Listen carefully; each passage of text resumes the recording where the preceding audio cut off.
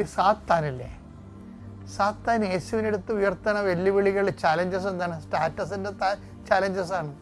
ആദ്യം സാത്താൻ ചെയ്യണത് യേശുവിൻ്റെ സ്റ്റാറ്റസിനെ ക്വസ്റ്റ്യൻ ചെയ്യും.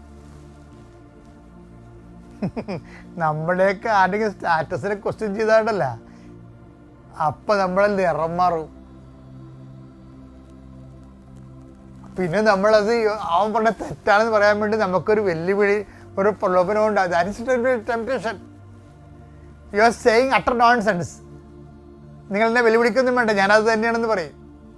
അത് പറയിപ്പിക്കാൻ വേണ്ടി തന്നെയാണ് യേശുവിൻ്റെ സ്റ്റാറ്റസിന് ഇവൻ ഇതാണ്, നീ ദൈവപുത്രനാണ് സ്റ്റാറ്റസ് അല്ലേ.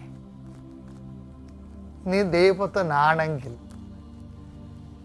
എന്നിട്ട് ഒരു അസൈൻമെൻറ്റ് കൊടുക്കും. അപ്പം നമുക്ക് ഒരു പ്രലോഭനം തോന്നും. എന്താ ചെയ്യാൻ സാത്താൻ ചെയ്യണത്? എന്താണ്? നമ്മൾ കല്ലുകൾ അപ്പമാക്കി കാണിക്കും.